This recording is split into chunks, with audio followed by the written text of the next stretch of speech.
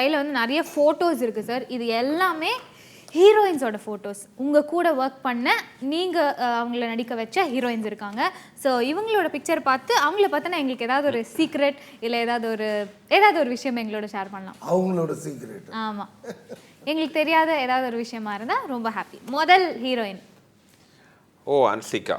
ஆமாம், அன்சிகா வந்து என்னோட லக்கி மாஸ்கர்னு சொல்லலாம். லக்கி சாம். ஏன்னா 3 படம் ஒர்க் பண்ணோம், 3மே சூப்பர் ஹிட் மூவி.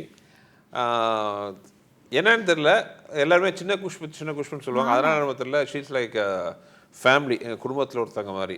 ஹன்சிகா ஆகட்டும், அவங்க அம்மா ஆகட்டும், இன்னும் வந்து எந்த முடிவு எடுக்கிறதா இருந்தாலும் அங்கேருந்து ஃபோன் பண்ணி என்கிட்ட கேட்டுருவாங்க. ஸோ அந்த மாதிரி ரொம்ப தங்கமான ஒரு பொண்ணு. நிறைய ஹெல்பிங் டெண்டன்சி இல்லை, நானும் சொல்லிட்டே இருக்கேன், கேட்க மாட்டேங்குது. இன்னொரு தடவை நீங்கள் சொன்னீங்கன்னு ஒரு தடவை சொல்லிடுங்க சார். அடுத்த ஹீரோயின் தமன்னா இப்போ தான் ஒர்க் பண்ணோம். பயங்கர ப்ரொஃபஷ்னல், அநியாயத்துக்கு பார்த்தீங்கன்னா sincere to the core, intelligent, ரொம்ப இன்டெலிஜென்ட்டும் கூட. படத்துக்காக எந்த ரிஸ்க் எடுக்கவும் தயார். ஆக்ஷன் படம் பார்க்கும்போது தெரியும். அஞ்சலி, வாயாடி ரவுடி, பயங்கரம் கலகலப்பான ஒரு ஹீரோயின். ஆனால் நடிப்பில் ராட்சசி, ரொம்ப என்ன பெர்ஃபார்மர். எனக்கு ஆச்சரியமாக இருக்கும் அஞ்சலியோட திறமைக்கு அவங்க இன்னும் பெரிய உயரத்துக்கு போயிருக்கணும்னு எப்பவுமே தோணும். ரொம்ப அருமையான நடிகை. ரொம்ப ஒரு பேசிக்காகவே அவங்க துருன்னு இருக்கிறதுனால படத்துலையும் பார்த்தீங்கன்னா அந்த ஒரு வைப்ரேஷன் நல்லா தெரியும். ஆனால் சூப்பர் ஆர்டிஸ்ட். அடுத்ததா கேத்ரின். கேத்ரின்.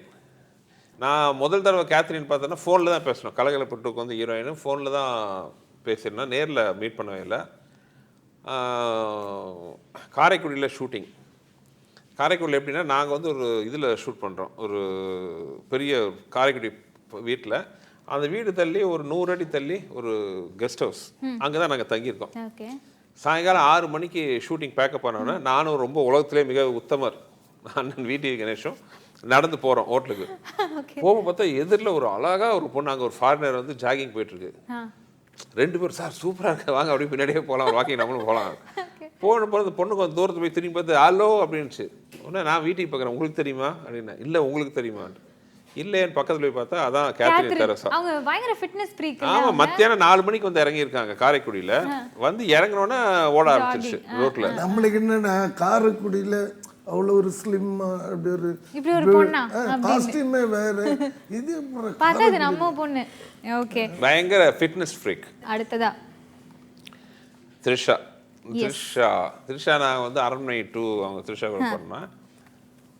ஒரு டாப் ஹீரோயின் எப்படி இருக்கணுங்கிறதுக்கு ஒரு இலக்கணம். அவங்க வெரி ப்ரொஃபஷ்னல். டேட்டு சொன்னால் கரெக்டாக எந்த வித மாற்றம் கன்ஃபியூஷன் எதுவுமே இருக்காது. அதே மாதிரி நடிக்க வந்ததுக்கப்புறம் எந்த வித டேண்ட்ரம்ஸ், நான் பெரிய ஹீரோயின் அதெல்லாம் கிடையாது. Down to earth, angel to work வித்னு சொல்லலாம். எந்த விதமான லொக்கேஷனில் she's working with her is so comfortable. Super sir. அடுத்ததா பூனம் பஜ்வா. 2 படத்தில் எனக்கு ஹீரோயின், எனக்கு பேரா நடிச்சிருக்காங்க. ரொம்ப அமைதியான பொண்ணு. நீங்கள் எல்லாத்த பற்றி நான் ஒன்றும் சொல்லணும், பூனம் பற்றி என்ன சொல்ல தெரியல. நல்ல அழகான பொண்ணு, ஆனால் ரொம்ப அமைதி. லொக்கேஷனில் இருக்கிறதே தெரியாது, சாஃப்டாக பூனைக்குட்டி மாதிரி இருப்பாங்க. ரொம்ப அமைதி. ஆமாம், பூனைக்குட்டி மாதிரி. பார்த்தீங்கன்னா டைலாக் ரைட்டரை சொல்லிட்டே இருக்கேன் நான். நிக்கி, இதுக்கு பூனம்க்கு நேர் கான்ட்ராஸ்ட். லொட லொட லொட லொட லொடன்னு பேசிகிட்டு இருப்பாங்க.